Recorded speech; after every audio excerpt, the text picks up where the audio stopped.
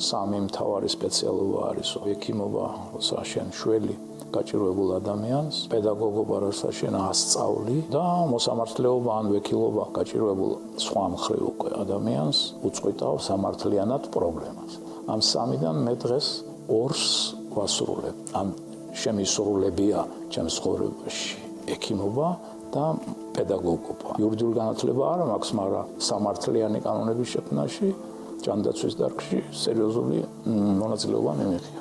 ცხოვრების სამ მთავარ ფუნდამენტზე დაშენებისა და 10 წლეულების განმავლობაში ათასობით ადამიანთან დობის, ზრუნვისა და მხარდაჭერის უწყვეტი კავშირის გაბმამდე ისტორია ბავშვობიდან იწყება, როცა ოჯახიდან მიღებულმა შთაბეჭდილებებმა ცხოვრების მთავარი არჩევანი განაპირობა. 1968 წელს თბილისის სამედიცინო ინსტიტუტის სამკურნალო ფაკულტეტიდან ჰიპოკრატეს ფიცის ერთგულებით დაიწყო ათვლა იმ პროფესიული წლების, რომელიც ნახევარი საუკუნეა უწყვეტად გრძელდება. სტუდენტთა სამეცნიერო აქტივობებში ინსტიტუტის პერიოდში ვიყავი სამკურნალო ფაკულტეტის სტუდენტთა სამეცნიერო საბჭოს ხელმძღვანელი, მერე უკვე ვიყავი საქართველოს ახალგაზრდა მეცნიერთა მედიკოს მეცნიერთა საბჭოს თავმჯდომარე მოგვიანებით, ასევე სამედიცინო ინსტიტუტის ახალგაზრდა მედიკოს მეცნიერთა პირდაპირ დამტოვეს მერე სამედიცინო ინსტიტუტის დამთავრების შემდეგ, სწორედ ბატონ გურამ გურგენიძის მიერ ახლად ჩამოყალიბებულ ალერგოლოგიის კათედრაზე. რესპუბლიკურ საავადმყოფოსთან ერთად დაბადებული და მის კედლებში აღმოცენებული ახალი კათედრა ახალპედას ანდეს, უფროსი ლაბორანტის წოდებით. უცვლელ ადგილას ცვალებად რეგალიებში თავი კიდევ ბევრმა სტატუსმა მოიყარა. კლინიკური ასისტენტიც იყო, მერე დოცენტი, 23 წლის ასაკში დაგროვილმა ცოდნის მასშტაბმა მისი მომავალი თაობებისთვის გადაცემის რესურსიც დატოვა. სტუდენტი ზოგიერთი ასაკით ჩემზე დიდი იყო მე-6 კურსზე და ამიტომ ძალიან ბევრი კითხვა და მუშაობა მჭირდებოდა, რომ რამეში ამიტომ თეორიული განათლებისთვის ძალიან ბევრ ბიბლიოთეკაში ხშირად სტუმრობა მაშინ ის მელიქიშვილის 10 ნომერში იყო ცენტრალური სამედიცინო ბიბლიოთეკა, სადაც რექტორატი იყო სამედიცინო ინსტიტუტის, თითქმის ყოველდღე დავდიოდი იქ. წიგნები, ჟურნალები და სულ სიახლის და სიახლის სწავლა ამ ახალ დარგში. რესპუბლიკური საავადმყოფოს კედლებში იმუნოლოგ-ალერგოლოგის აქტიური კარიერა 20 წელზე მეთხას გაგრძელდა. ჯერ საკანდიდატო დისერტაცია დაიცვა, მერე სადოქტორო. განათლებისა და შემეცნების გზაზე არ გაჩერება, მისი განვითარების მწვერვალი მალევე იპოვა. კათედრის პროფესორის რანგში. ნოვატორი მედიცინაში იმ კვლევების ავანგარდშიც იდგა, რომელიც არ მხოლოდ ჩვენს ქვეყანაში, არამედ მთელ საბჭოთა სივრცეში პირველად დაინერგა. საბჭოთა კავშირში ერთ-ერთმა პირველმა და საქართველოში პირველმა დაუნერგე ყველაზე უფრო მაშინ აქტუალური და ნატიფი კვლევა ალერგიის დარგში, რაც იყო განსაზღვრა იმუნოგლობულინ E-ი. არის ეგრეთ წოდებული სისხლში ანტისხეული, რითიც განსხვავდება ალერგიული ავადმყოფი არა ალერგიული ავადმყოფისგან. IgE-ის ინვიტრო სინთეზზე დაკვირვებები, რაც მე უკვე შვედეთში შევასრულე ეს კვლევები, ხო, ნუ ის საბჭოთა კავშირში დანერგილი არ იყო და მე თქვენმა მონამორჩილმა შემოიტანა. არც აქ გაჩერდა ეს ისტორია რკინის ფარდის მიღმა ცივილიზებულ სამყაროსთან, მჭიდრო კავშირების გაბმასა და დასავლური ცოდნის საქართველოში იმპორტსაც იტევს. სათანადოდ შეარჩია ბაზრებიც, მედიცინის მდიდარი ისტორიისა და განვითარების მასშტაბის კორელაციით.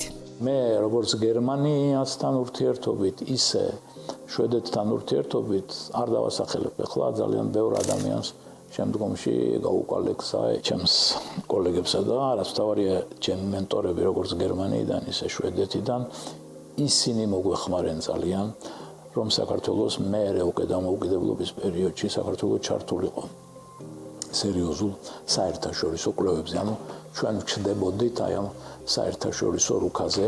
დეკადების აკადემიური და პრაქტიკული მუშაობის შემდეგ დაგროვილი გამოცდილება დამოუკიდებელ საქართველოსთან ერთად დაბადებული ჯანდაცვის სისტემის მშენებლობისკენ მიმართა.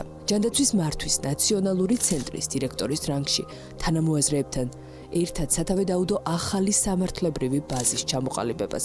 ასევე სამედიცინო დახმარების სრულიად ახალი სტანდარტებისა და პროგრამების განვითარებას. სულ უფრო და უფრო ვითარდებოდით ამ ახალი მიმართულებებით, ახალი რეფორმებით, ახალი კონსტიტუცია მიიღო დამოუკიდებელმა ქვეყანამ და იქ 37 მუხლის ჩამოყალიბება, ახალი კანონები, როგორც იყო ჯანდაცვის კანონი, პაციენტის უფლებების, საექიმო საქმიანობის, ბევრი კანონები ეს ყველაფერი იქ შეიქმნა, ისევე როგორც მთავარი სტანდარტები, ანუ სამედიცინო დახმარების სტანდარტები, როგორ უნდა ანაზღაურებულიყო. განვითარების იერარქიულ კიბეზე უმაღლეს საფეხურამდე წავიდა მინისტრის პორტფელით და აღებული მკაფიო გეზით დასავლეთისკენ. ამერიკის, იაპონიისა და ევროკავშირის ქვეყნების მხარდაჭერით თუ დამოუკიდებლად ახორციელებდა რეფორმებს, რომელმაც სახელმწიფოს კვალდაკვალ ინდუსტრიულ დონეზე კერძო სექტორის განვითარებაც უზრუნველყო. როგორ ჯანდაცვა უფასო აღარ უნდა იყოს, საბჭოთა კავშირში მიჩვეული იყავი, რომ ოფიციალურად უფასო იყო, მაგრამ მაშინაც ეს გონორარის სისტემა არსებობდა. უთხარი რომ ფული არ არის ქვეყანაში და საიდან ეს, ანუ უფასო იქნება მხოლოდ იმ ფარგლებში, რისის საშუალებაც აქვს სახელმწიფოს რომ დააფინანსოს. ანუ აქ საშუალება 4 პროგრამა დააფინანსოს, 4-ით დავიწყეთ, 4 უნდა იყოს ტუბერკულოზი, ფსიქიატრია და ესეთი პროგრამები. ექნება მეტი თანხა, მეც დააფინანსებს. დაზღვევის კანონი და სამედიცინო დაზღვევის კანონი, სწორედ დაზღვევის ამ ასოციაციასთან ერთად გავკეთდა და ვისაც შესაძლებლობა აქვს, ის დაეზღვევა. სახელმწიფო სისტემაში 10 წლიანი მუშაობის შემდეგ ჯერი ისევ კერძო სექტორზე მიდგა.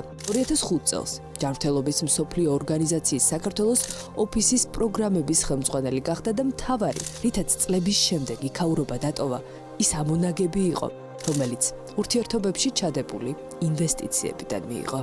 მეტი ადვოკატირება ყოფილიყო ქვეყანაში ჯანმრთელობის მსოფლიო ორგანიზაციის, მეტი თანხა მიიღო ქვეყანას იქიდან, მეტი პროექტები მიიღო და ასე შემდეგ. ანუ ამ პირად თქვათ ურთიერთობებს მე უფრო ფართოდ ვიყენებდი ბევრ საკითხებში და რომ ქართველები მეტად ყოფილიყვნენ წარმოდგენილი სხვადასხვა ჯგუფებში, ჯანმრთელობის მსოფლიო ორგანიზაციის, იქნებოდა ჟენევა თუ იქნებოდა კოპენჰაგენი.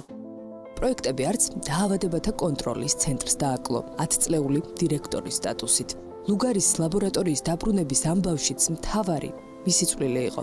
ისევე როგორც ჰეპატიტის ელიმინაციის მსგავსი კრიტიკული მნიშვნელობის პროექტების განხორციელებაში. კარიერულ გზაზე მთავარი გამოცდაც აქ შეხვდა. სამყაროსთან დაპირისპირებულ უხილავ მტერთან ბრძოლა და ფრონტის წინა ხაზზე ყოფნა. 3 წლის შემდეგ კი პროფესიული თავდადება საქართველოს მეხუთე პრეზიდენტისგან ბრწყინვალების მედლით დაფასდა. პანდემია ჩვენ მართეთ ისე, როგორც ქვეყნის სოციალურ-ეკონომიკურ განვითარებას და ჩვენს თქვათ, როგორ გითხრათ, ინტელექტუალურ განვითარებას შეესაბამებოდა. არც ძალიან კარგად, არც ძალიან ცუდად, ხო? საშუალოდ ასე ვიტყვი. შეგვეძლო უკეთესად რომ ეკითხებიან, რა თქმა უნდა შეგვეძლო. ვერ ვიმუშავეთ ისე რომ ვერ დავარწმუნეთ მოსახლეობა, რომ აცრის მაჩვენებელი ქონოდა 80%, ავედით 45-ზე მეტზე ვერა სამწუხაროდ. ბევრმა რამემ შეუშალა ამას ხელი. COVID-19-თან ერთად ჯანდაცვის სისტემაში პროფესიონალის პრაქტიკული კარიერაც დასრულდა.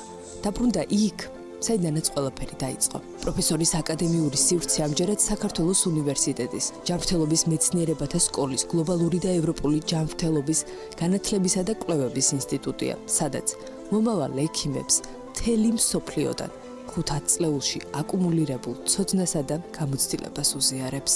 რადგან ჩვენი მომავალი ევროპაშია, ევროპული ჯანმრთელობის განათლებისა და კვლევების ინსტიტუტი. ანუ გადმოვიღოთ ყველაფერი საუკეთესო ევროპიდან და დასავლეთიდან, რაც არსებობს დღეს გლობალურ ჯანმრთელობაში და შესაბამისად პატარ-პატარა კვლევებს ვაწარმოებთ. რადგან ჯანმრთელობა ესულა პანდემიის თუ კიდევ მანამდე შიცის და ასე შემდეგ ავიდა უკვე მაღალ პოლიტიკურ დღის წესრიგში მსოფლიოში და ჩამოყალიბდა ახალი დისციპლინა ამ საუკუნეში ქვია გლობალური ჯანმრთელობის დიპლომატია, რომელსაც მე ყოველთვის ვინტერესდებოდი და ახლა ჩემს კოლეგებთან ერთად აქ სწორედ შევქმენი ეს და ჩამოვალებთ ეს ციკლი. სწავლებასთან სინქრონიზაციით არ წყვეტს სწავლის პროცესსაც. გლობალიზაციის ეპოქაში პროფესიონალ ექიმად დარჩენისთვის ცოდნის მუდმივი განახლება, ინოვაციებთან ადაპტირება, მათ შორის ხელოვნურ ინტელექტთან დამეგობრება რომ გარდაუვალია, ამაში დარწმუნებულია. მტკიცედ სწამს ისიც, რომ სახელმწიფოს განვითარების ორი მთავარი ფუნდამენტი: განათლება და ჯანმრთელობა. განათლებული და ჯანმრთელი მოსახლეობა კი ცოდნაზე დამყარებული ეკონომიკის შექმნის მთავარი წინაპირობა.